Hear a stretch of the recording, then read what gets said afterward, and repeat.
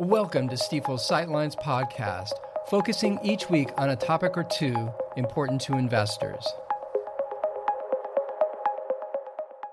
Well, greetings and welcome to the Sightlines podcast. This is Michael O'Key, Stifel's Chief Investment Officer. Hey, in this episode, I want to get into a little update on the Middle East, the war with Iran. Obviously, we've seen the idea of peace being on again and off again. Somewhat recently, we saw more strikes, basically, a breakdown of the negotiations. And then over this last weekend, once again, a little bit of a pause. And essentially, we want to get into it from a couple of perspectives. One is, well, where do we see things ultimately going? And if you recall back earlier in the year, we published a piece and talked about it in an episode, the idea of 4 different scenarios, where one of them was what we called managed off-ramps. So even though it could take some time, the idea is that we see negotiation happen and then get to an ultimate agreement around peace and go from there. And while that sort of kicked off in June, it kind of emerged there. There was a breakdown and strikes resumed. And then recently there's been just one of these pauses. Now, the second concept I want to get into is the idea of coercive diplomacy. So basically what we think the Trump administration is up to here. And the basic idea with this is essentially attack have strikes, do some damage, threaten more, and sound almost like on the brink, and then back off and let negotiation unfold. And so that's what we think's happening here. But to sort of unpack this a little bit more fully, so we go back to March, we defined 4 scenarios. We had a 50% probability on managed off-ramp, 25% to what we were calling a shadow war, which is sort of like you call it peace, but it really isn't. 15% to a severe tail, meaning it goes on a long time, and then 10% to a regime change. And so we're not really motivated to try to tweak those probabilities so much, but to say that we still think managed off-ramp is the more likely scenario. In the current environment, it sits somewhere between shadow war and severe tail, meaning this is going on a bit. And yet we still think we'll see things come back to a point of negotiation. Now, there was the memorandum that essentially defined this sort of pace for 60 days of negotiations and agreement on 14 different points, which really calmed the markets. Oil prices fell, inflation worries subsided, and markets kind of have kept going. And then they, basically the two sides embarked on negotiating. Then I think Iran issued a strike, and then finally the U.S. 1 or 2 or 3 or whatever, and then the U.S. finally responded, and the president announced, "Hey, the negotiations are off." So then from there, basically, we've seen, as I said, a little bit of a pause. And we kind of have to watch. It feels like 3 different tracks of communications from the U.S. One is the president.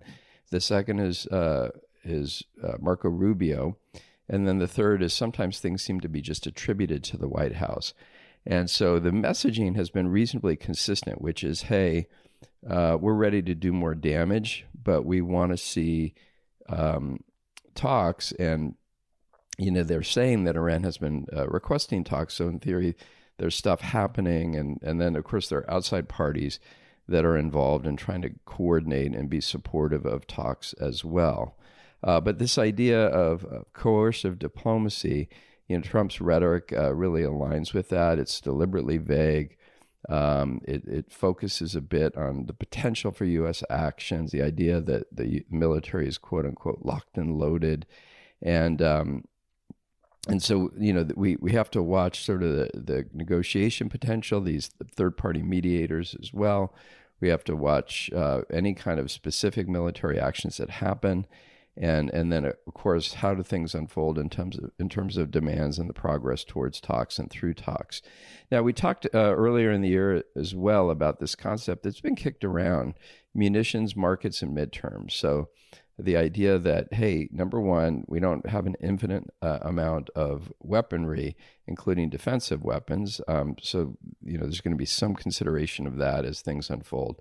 Number two, especially when in the oil market, and then, downstream inflation effect and potential effect on other markets, there's sensitivity to that. Now, the equity market's sort of resilient. It's kind of traded all through this, generally into a positive direction. But then we also have the midterms kicking off. And so how this all unfolds and gets, it looks like there's resolution, will likely have an influence on the midterms. And so those are things that we think folks are considering. Now, the other risks here include proxies, right? In terms of Iran and groups that are sort of considered proxies of Iran, stirring things up. We do know, actually, as I record this morning, that there's a Trump-Netanyahu meeting today. And so this idea of the preferences of Israel, how does the U.S. take that into consideration? What does all that mean? And can we kind of get into a coordinated state? That's all going to unfold.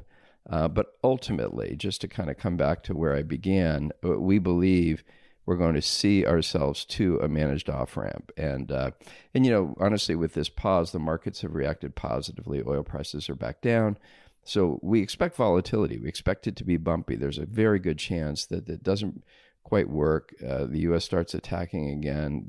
But we see that as a mechanism for their approach to diplomacy, which isn't great, but it is what it is. And so maybe it'll be effective. I don't know. And so long story short, we kind of sit here and say, hey, it's going to be a bumpy road.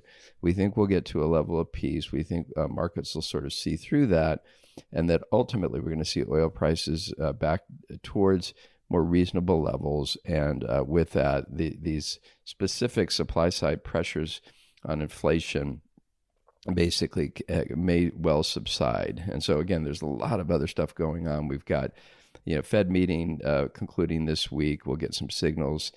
We have their task force effort, reflection. We've got obviously AI and all kinds of things that are happening. So there's all these other drivers to the market, and we'll be mindful of that as well. But ultimately, as it relates to the Middle East, think bumpy road, but ultimately a managed off-ramp. So listen, really appreciate you taking the time to listen to this episode, and we'll look forward to catching you on the next one. Thanks so much.